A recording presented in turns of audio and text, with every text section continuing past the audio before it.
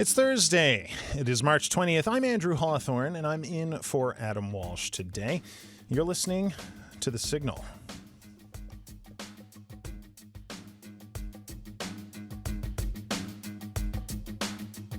Today we're talking about history, times being what they are.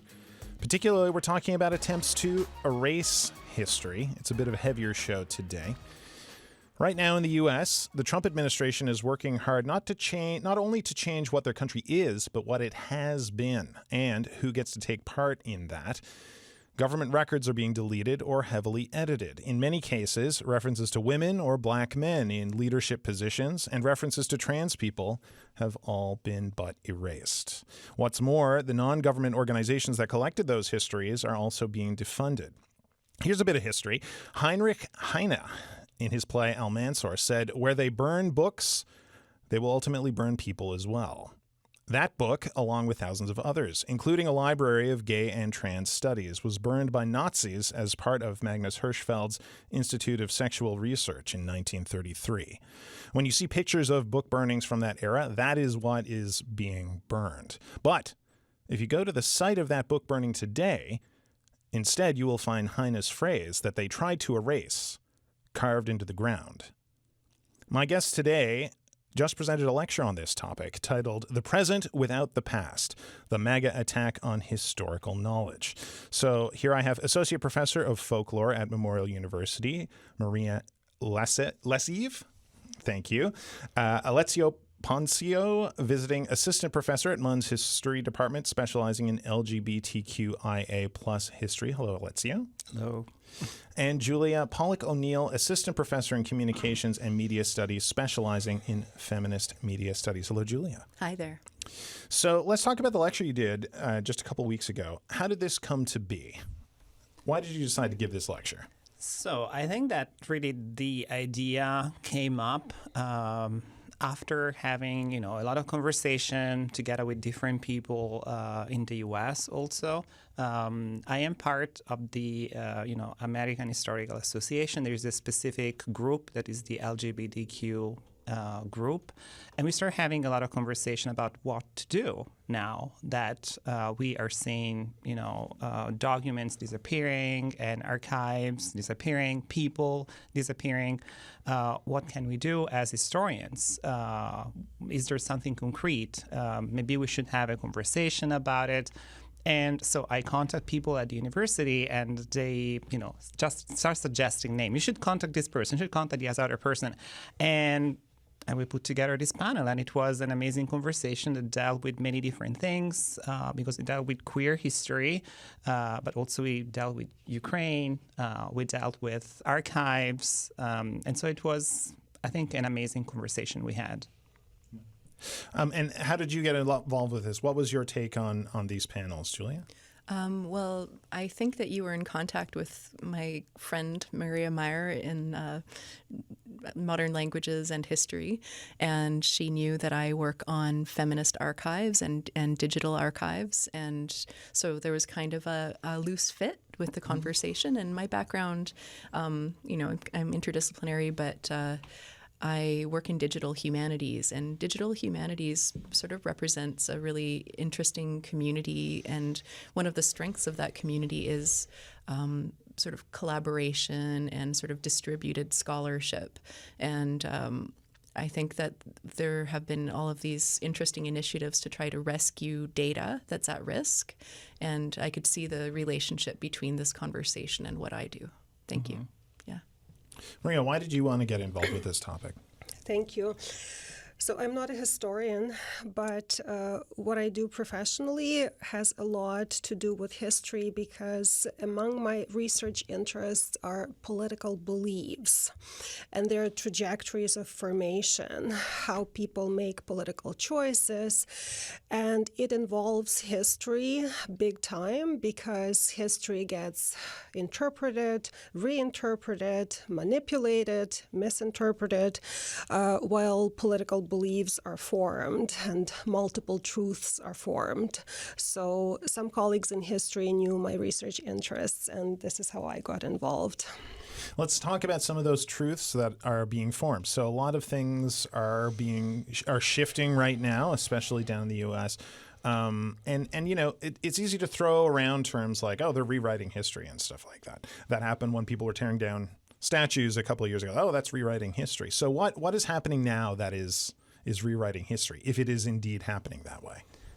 I mean, I think that honestly, what is the point that pushed all these historians to start talking about, you know, what we need to do was, you know, the fact that on February 13th, many people noticed that from the Stonewall Monument website that is managed by the national, the NPS, the National Park Service in the U.S., the T and the Q had been removed.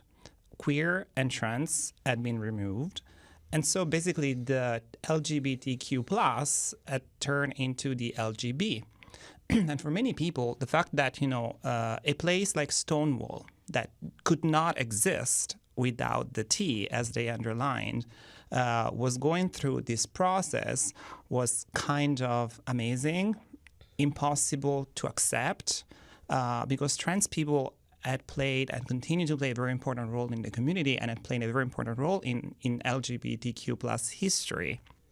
And so we thought, you know, it's necessary to intervene. And at that point, people like Gerard Koskovich came up with the idea of the digital book burning, because it's like we're dealing not with real book at this point, we're dealing with websites that are basically purged.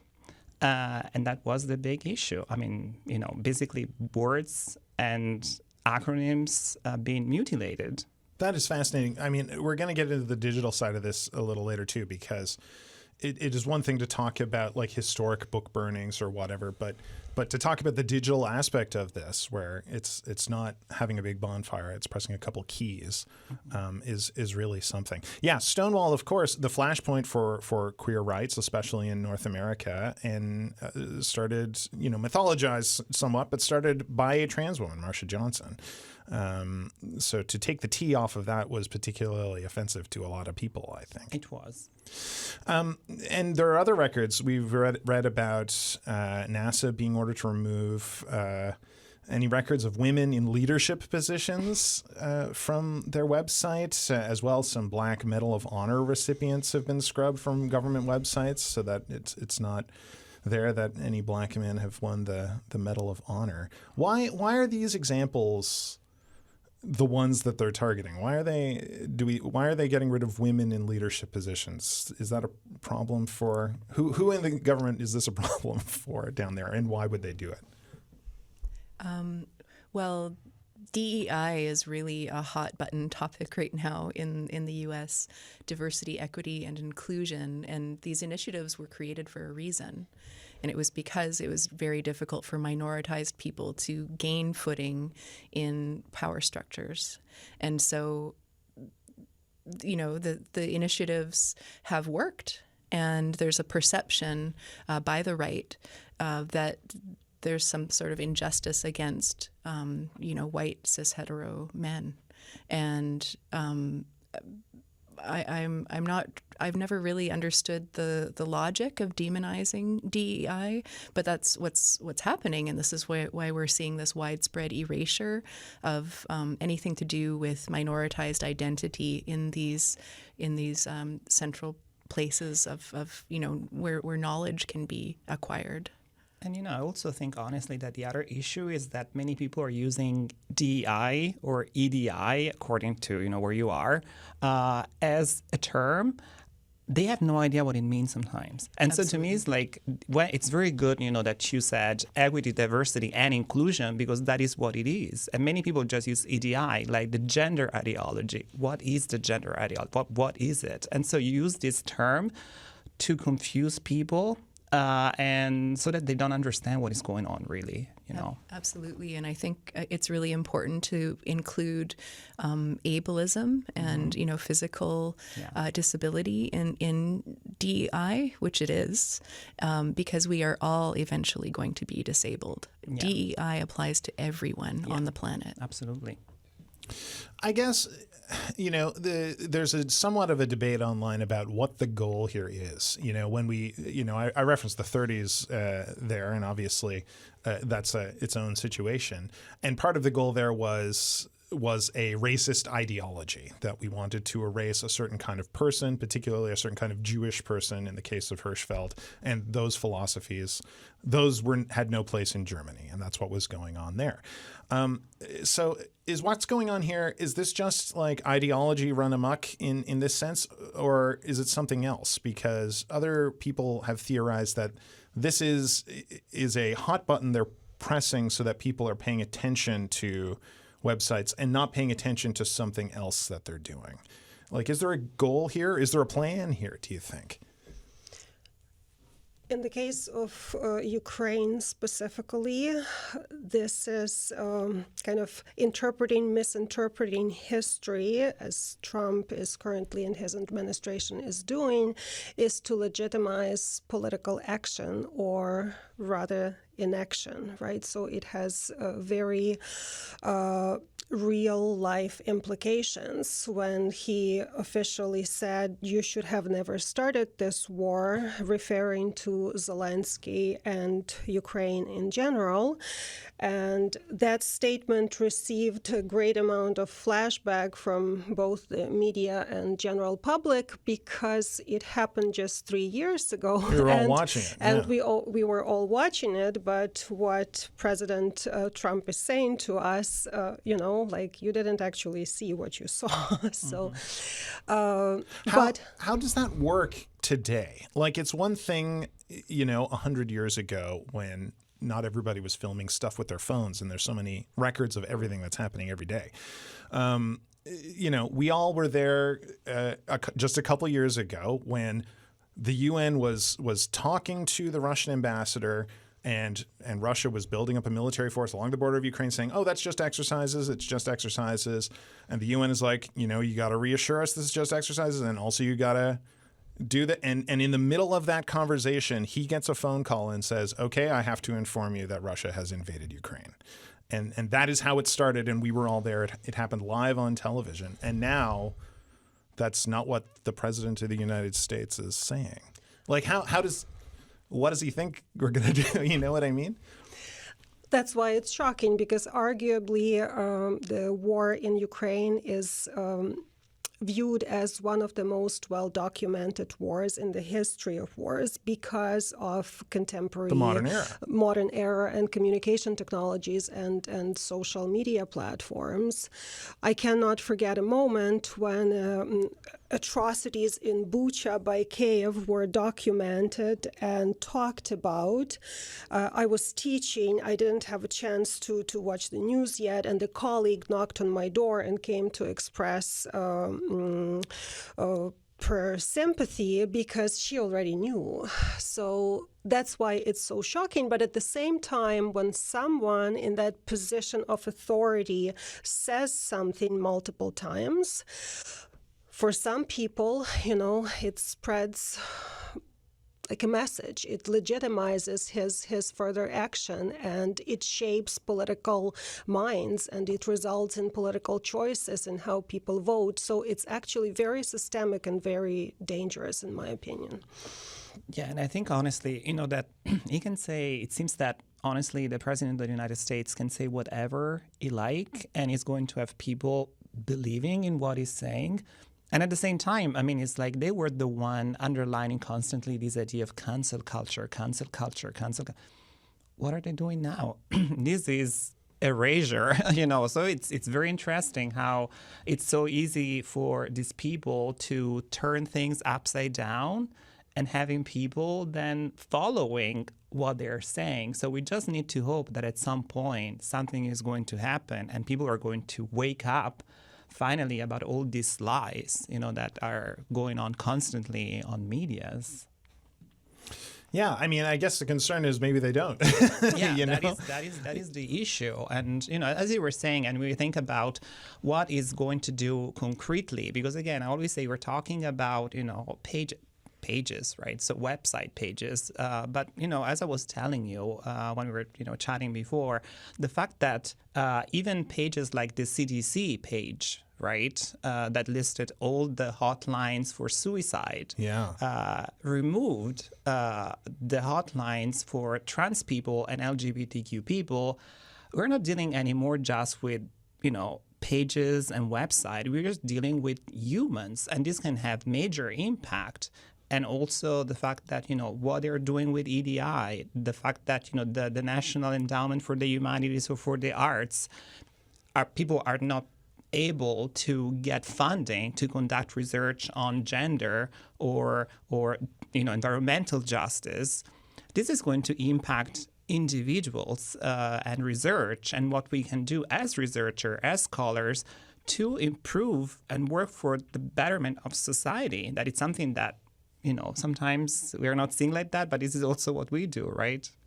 Yeah, and I have friends and colleagues who are working across the border, and there's an effort to sort of scrub all of these issues, or at least the language pointing to these issues from their project, from the grant language, and it's really going to transform future knowledge in a really impactful way if we can't talk about a lot of these really important issues that are central to human existence. And I was always saying in the end, if we think about something like women, gender, and sexuality studies that are so relevant, right? And I'm saying in the United States, departments were so important. So many scholars are coming from there, so much scholarship.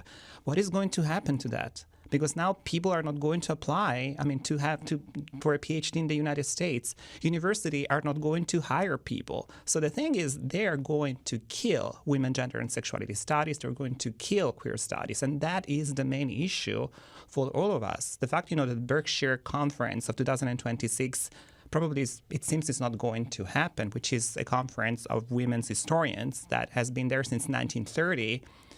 It's really a call for us to say we need to do something. And I always say Canada maybe is the place where something can happen, because it's the place that can attract PhD students, scholars. We need to fund, more and more this type of fields and issues, because many people might come here at this point, searching for support here. Yeah, and, we were talking about this off air, but, some of these departments, women's studies department, particularly LGBTQ studies, it's not just these are the American departments. These are the first departments of their kind in some places in the world, that started in the U.S. and then were able to get picked up other places and progressed.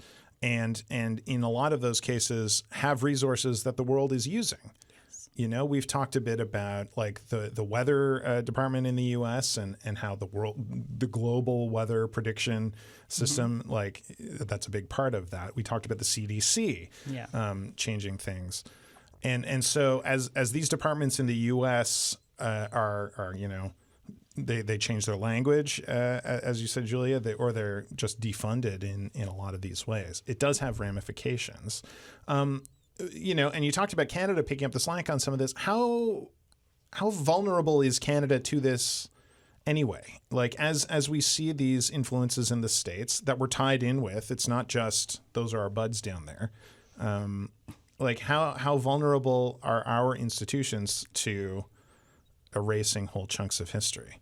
Well, there's been a movement in the last about 10 years where university campuses in Canada are adopting, they become a Google campus or a Microsoft campus, and all of our infrastructure is supported by these American companies.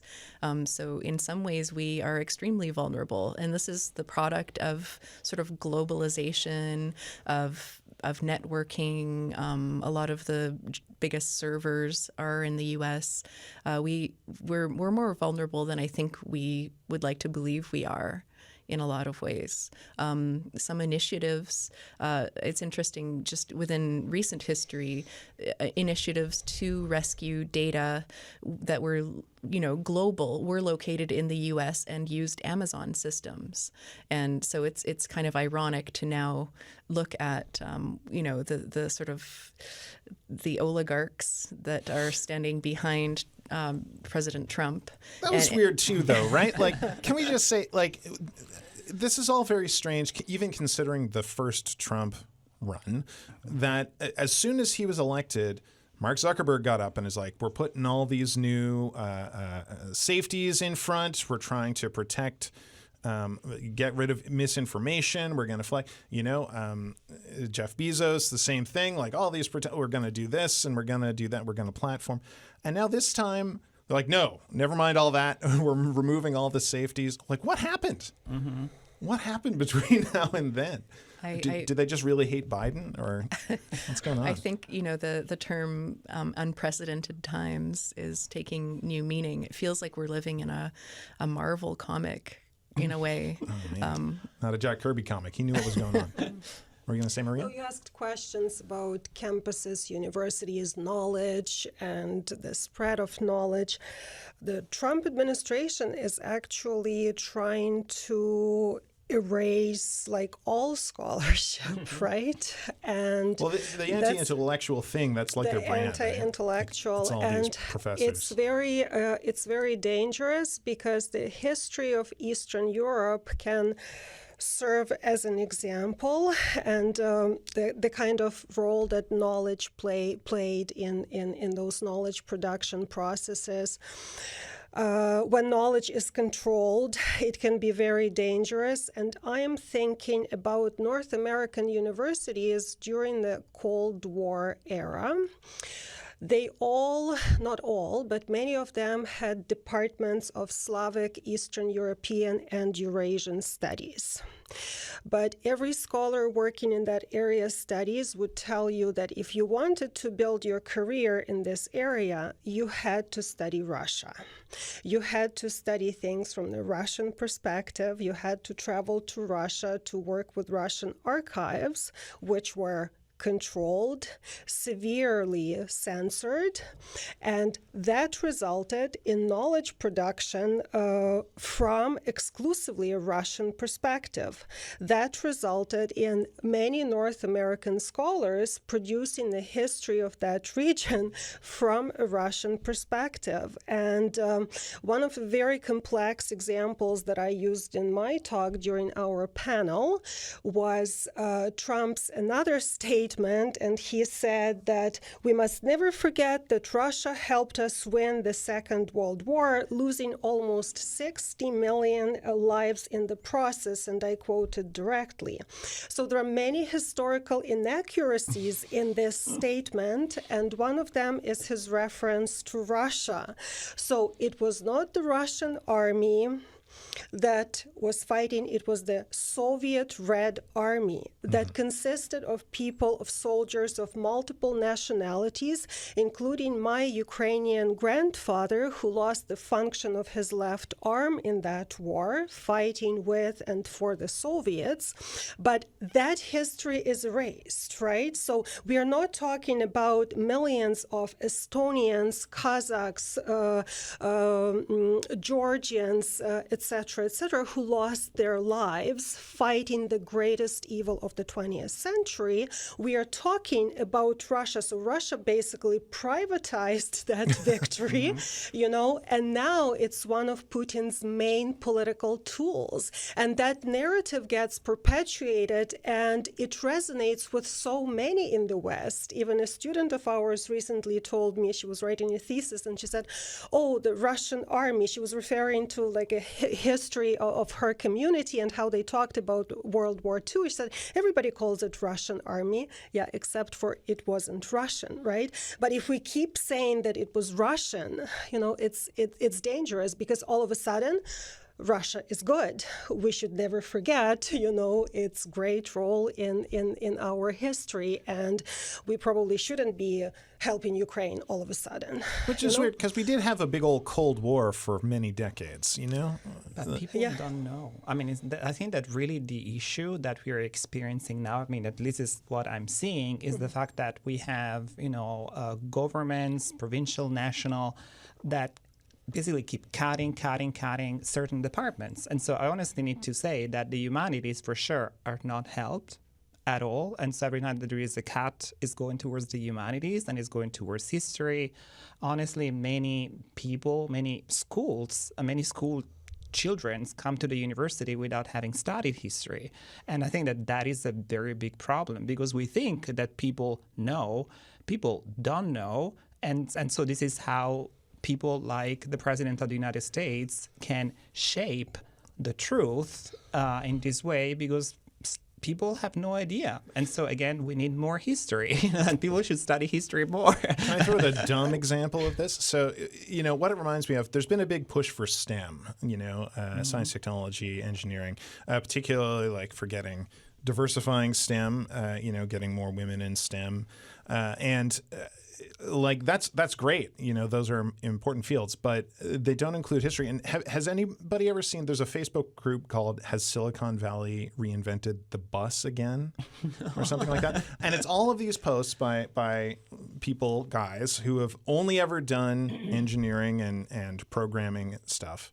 And they come up with this amazing idea that's going to revolutionize the world. And it's always just like a bus or a train. Like what if we built cities so that the electric cars were smart, but they knew, we're building the roads for those cars to drive on. That's how they navigate. It's well, those are rails. We already have those. You know what I mean? And a lot of this, this is happening now with a lot of the Doge guys that are under Elon Musk, that they're saying but what if, there was this great, like the people, it was a merit-based society where the people who were best suited to lead were the ones in charge. And I'm like, yeah, that's totalitarianism. We already went through all this. That's authoritarianism. And it's because these things aren't taught, but they're not taught here either. I never did history when I was in class. I didn't do Canadian history or world history until I got to university. Why is this devalued, do you think? I really don't know. You're all historians, so I'm sure you're all bitter about this like me. But it's somewhat intangible, and this is a conversation that we're having in a lot of our departments, because we know we see our graduates go on to have really interesting jobs that we could never predict, and they're using the critical skills and the creativity and the wide-ranging expanse of thinking that they've picked up in our classrooms. In their work. And it's so interesting to see how education, particularly in the humanities, but sort of just a wide-ranging education in many fields, in interdisciplinary education, creates wonderful citizens, really thoughtful, sensitive thinkers. And it's difficult to translate that into language, or to sort of present an equation to sort of foster this from blank slates. So it is a really challenging conversation, and I think part of this conversation also has to do with how most people don't have time to deal with complexity or uncertainty. Oh yeah, that's for sure. And just thinking about a lot of the sort of the work of repetition that's happening, to convince people that Russia is good, that DEI is bad.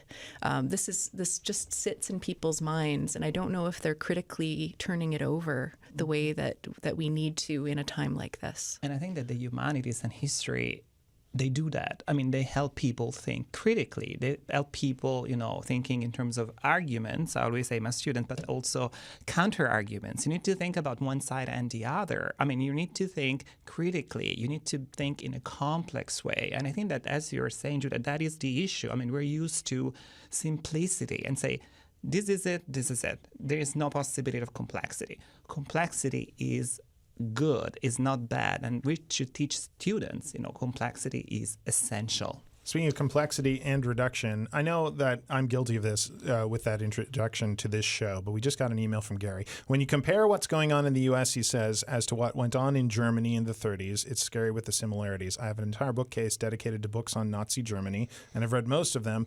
It's just a matter of changing dates and countries. Now with computers, it tends to get worse. I just did this, so I'm guilty of it. But how apt a comparison is this? Is it just alarmism to be like, there's a lot of parallels going on here? We can also compare it to more recent history. We can compare it to contemporary Russia and totalitarianism in Russia. And many observants have been saying that what Trump is doing is following Putin's steps, right? Because he wants that kind of totalitarian regime. He wants to control it. He wants to dominate it. He wants to control knowledge. And part of it is whose voices get amplified, who gets heard, and whose messages are spread versus who gets silence, like whether it's sexual or visual minorities or Ukrainians, if we talk specifically about the war. Those are very important kind of knowledge production processes in our society. And when it comes to complexities, this is actually very complex because in our very speedy life, people often do not read beyond short statements on social media, Your 154 And Twitter the more characters? times you repeat something, and it gets into the headline, it stuck very, very often. It gets stuck and it resonates with people, and that's how knowledge is often produced these days without considering those complexities that academics are trying to push for. Let's talk about the digital age. Sounds crazy, but this is a different time. It is much easier to delete this stuff when you literally just press the delete key and now it's gone. But it's also easier to make an infinite number of copies of that information before it's deleted. So how does that change the entire equation of this? If people have a little bonfire and burn a bunch of books and you have an infinite library of those books over here. Can I give you an example? Absolutely. I mean, it's like of something that is going on recently because, the famous pages of the National Park Service erasing things and articles and changing things. There was this major production of 2016 of the LGBTQ America. It was a report. It was an academic, production with many different people working on it. And we realized, in our, groups of historians, thinking, what should we do here? It disappeared. But luckily, a person says, I had a version because I was one of the author.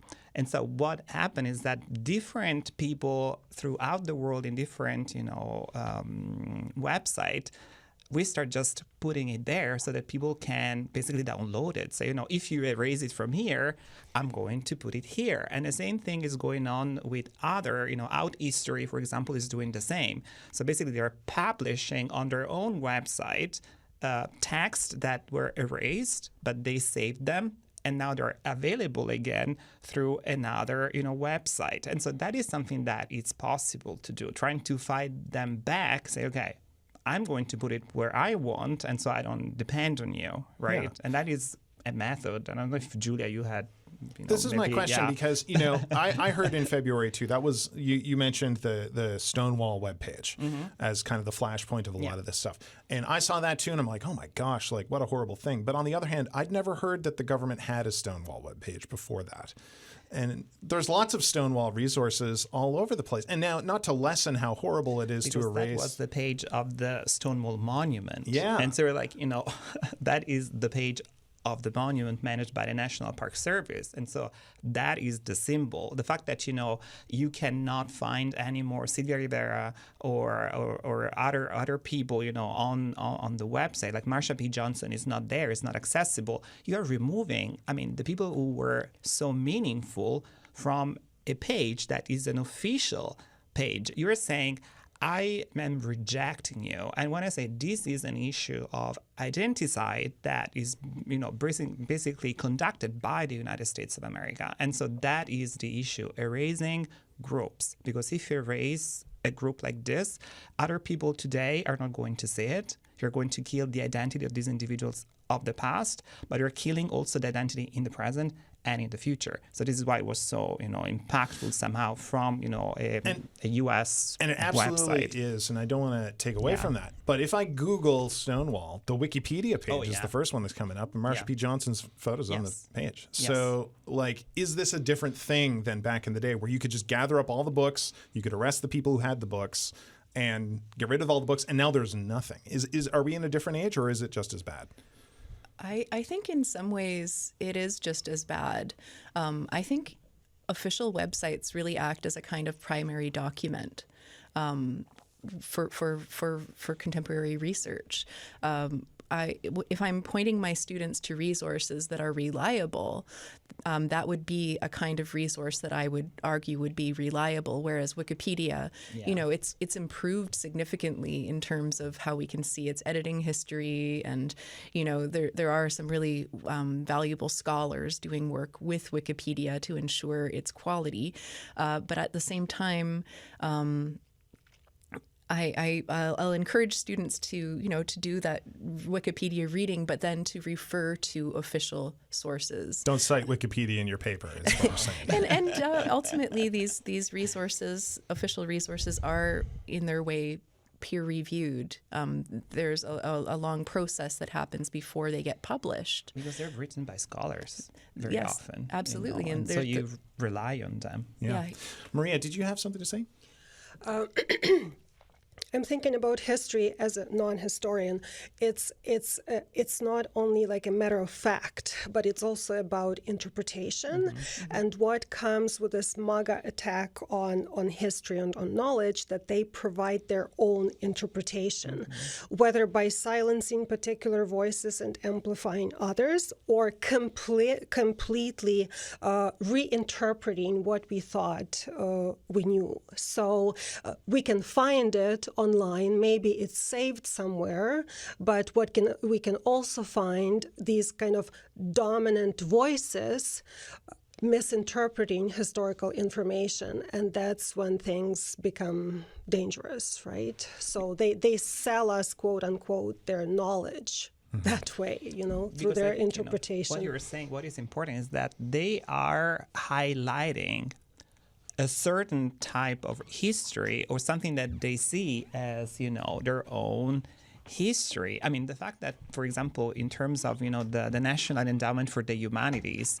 they're going to support every project about, basically projects, not every, but projects. A few projects that are going to deal with the 250th anniversary of the United States of America. So there is a certain type of history that probably is going to be supported. Probably you could not talk about enslaved people because that is, against equity, diversity, and inclusion. That was like one of the first things they were talking about. So like that is critical race theory was the DEI of 2019. So that is the problem. So now you can talk about history, but I'm telling you what type of history you can talk about. Right. And I decide if I accept it or not. And that is the main issue here. Alessio, you said Canada has to step up to do something here. What can Canada do?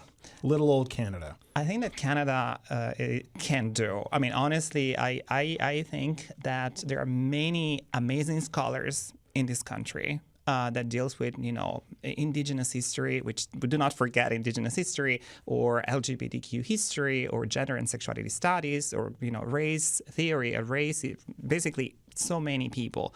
And I really do think that Canada needs to think ways in which certain type of studies of topics are going to be funded. So certain type of studies need, at this point, money. The thing is, many students are not going anymore to the United States to study. Many PhD students are not going to the United States to study. Many postdoc are not going to be able to go to the United States. Many tenure track positions are going to disappear. Canada should think, universities and provinces and the government, how can we make Canada become the center of critical thinking, because the US has been a very important center. At this point, it's not. Canada should do something in terms of attracting students, PhD students, scholars.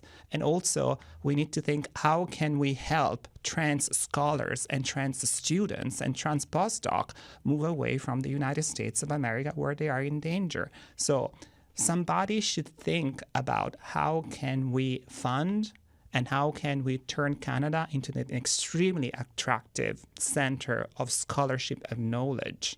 And I think that that is possible. Universities should think about this. This is the future, probably, for Canada, becoming the center of critical thinking. And I think that is essential. Is that work being done at all? Are any universities stepping up to this challenge as of yet? I'm really not know, but I think that there is a lot of discussion, for example, now about how can we help organize the Berkshire Conference here in Canada. I mean, maybe that is something that we can do. What is the Berkshire Conference for people who don't know? You said that it's been going on for ages. It's a very important conference focusing on women historians. So it's really about gender. And this year, I think that was also many reference to sexuality. So it's really about women, gender, and sexuality. It's that type of conference, right? Sure. So the type of conference that the MAGA regime is going to fight.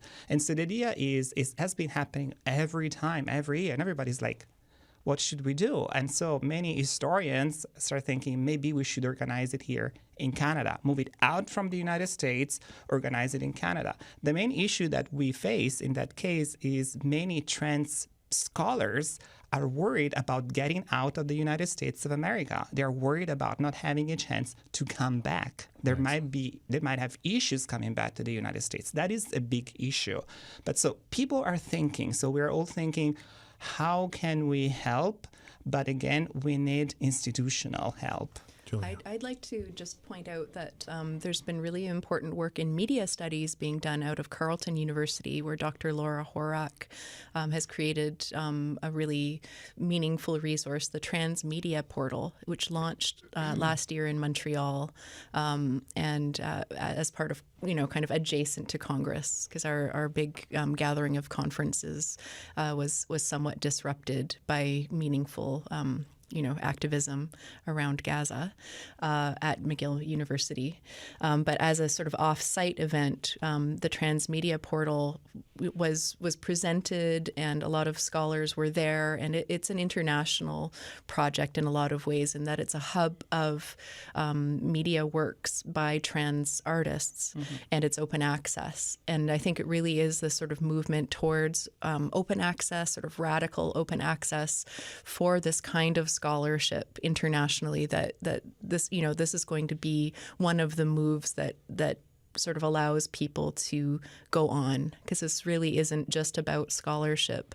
It's about human identity and our humanity. Yeah. And I also think, honestly, that what is possible to do for scholars in Canada that hopefully are going to be free and remain free also in the future, is the organization of events. So us as people living in Canada, having the possibility of organizing online event in the United States, because we are feeling, comfortable and free. Many of our, basically colleagues down there are not feeling comfortable. Maybe, we can, I can talk about queer stuff. You can talk about media. Maria, you can talk about, organizing something related to Ukraine. Really, the possibility of organizing as scholars online event and organizing them down there is another way that we as Canadian people can do, or living in Canada. Maria. There's you mentioned the possibility. I currently hold an administrative position and get exposed to the financial side of things more than I used to.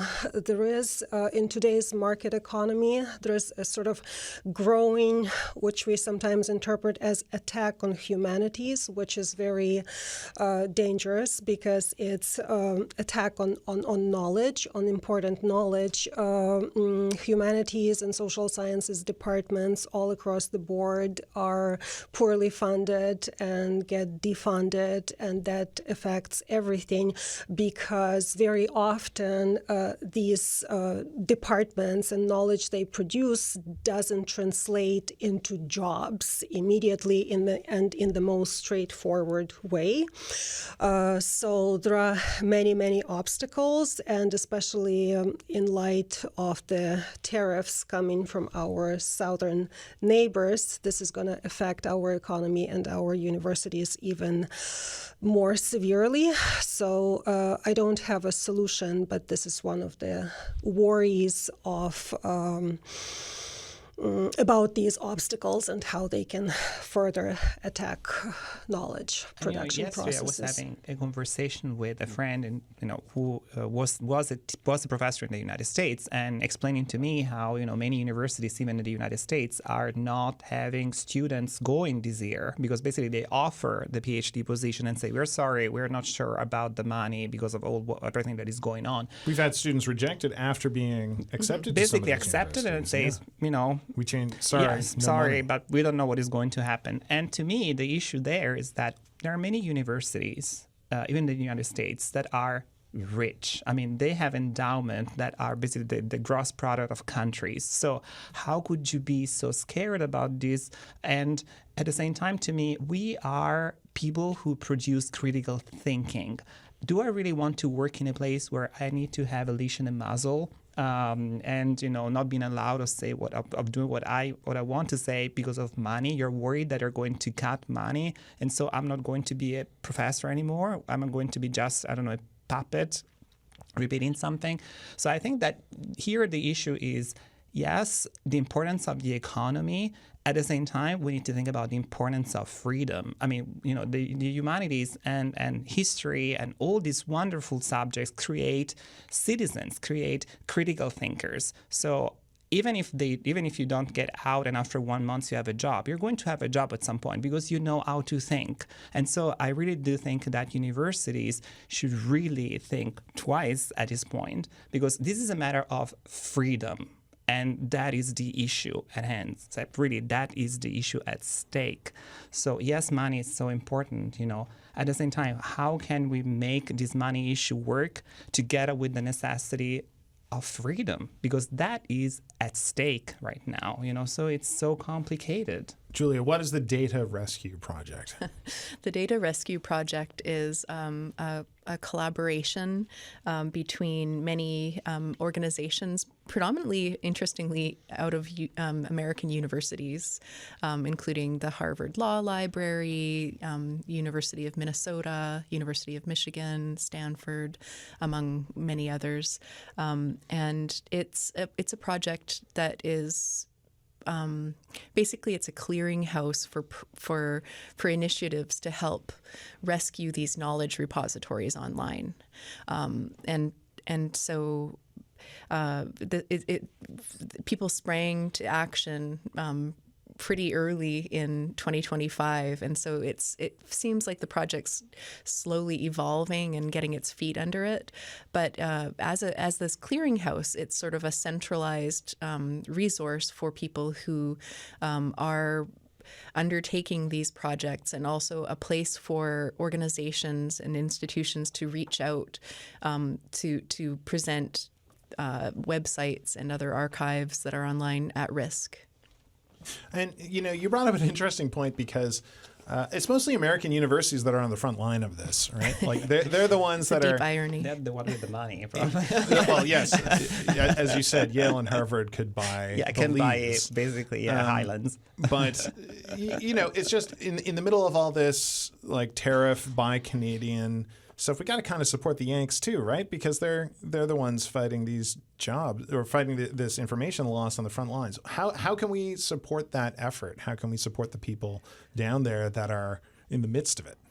Well, one thing that the project makes available is a data rescue kit for holding events, and these events can take many forms. So Canadian universities or even community members can host events to help rescue knowledge that's imperiled. So if there's a particular resource that is important to you and you know that it's under threat, and the data is public, and that's important that it has to be public data, we can kind of make an effort to collaborate with organizations to actually save knowledge, which is, as we know, is really important and affects our daily lives.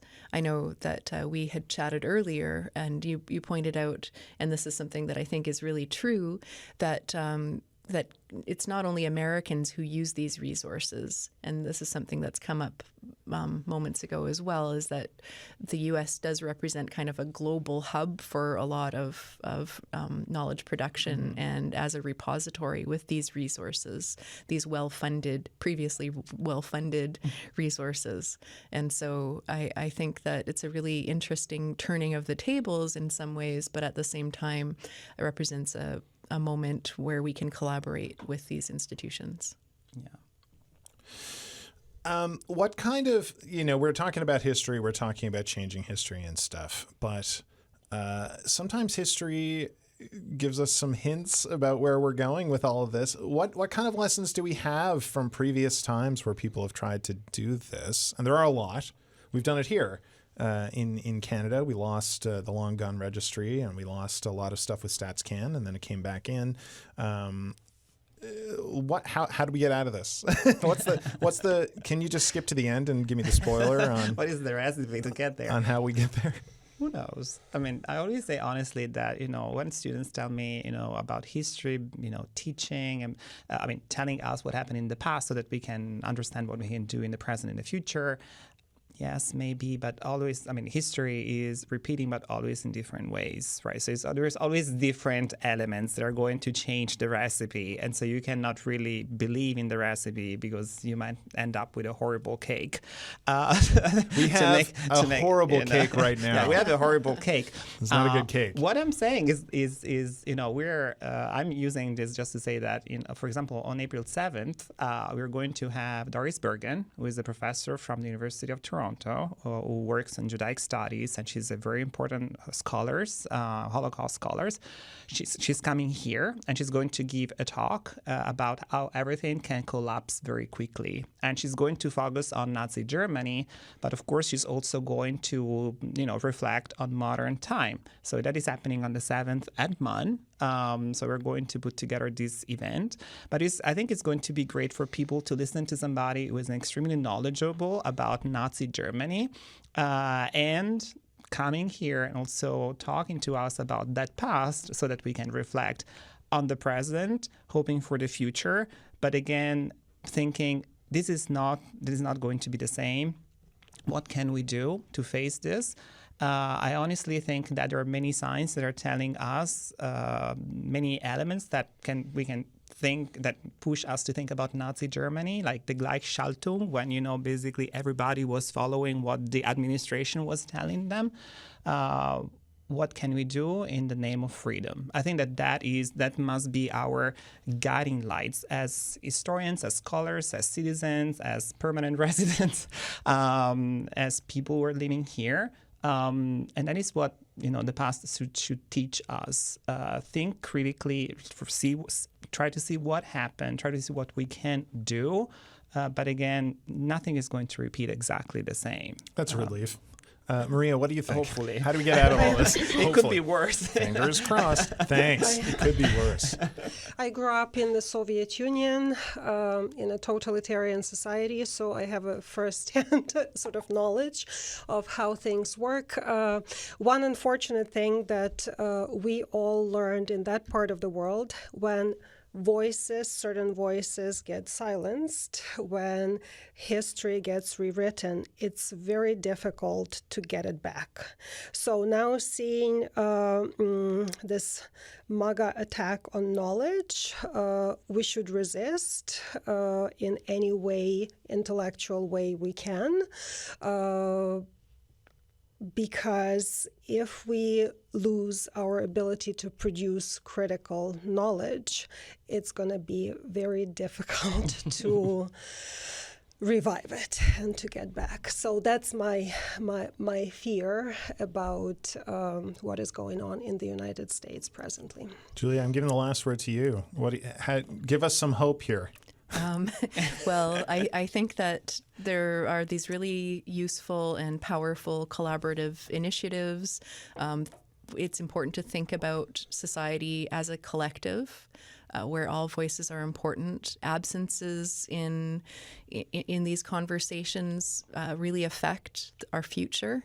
If we think about all of these sort of repositories of data that are being erased as a kind of archive, an expanded archive, that affects the present. Certainly it affects the past, but the biggest effect is really in future. So, All right. Thank you so much, Julia Maria Alessio, for being here today. And that is your Signal today. I'm Andrew Hawthorne. Adam is coming back tomorrow, and he gave me all the heavy episodes to lift. Tomorrow he's playing Dungeons & Dragons. Adam, what the heck, man? Dungeons & Dragons, anyway, we're having an adventure here. We've got a panel of guests, all big D&D nerds, who are going to talk about that game, how it can be used to help mental health, gain confidence, and even heal trauma. That's going to be tomorrow on The Signal. Until then, I hope you have a really great rest of your Thursday. And maybe, hey, go copy some websites out there. You never know.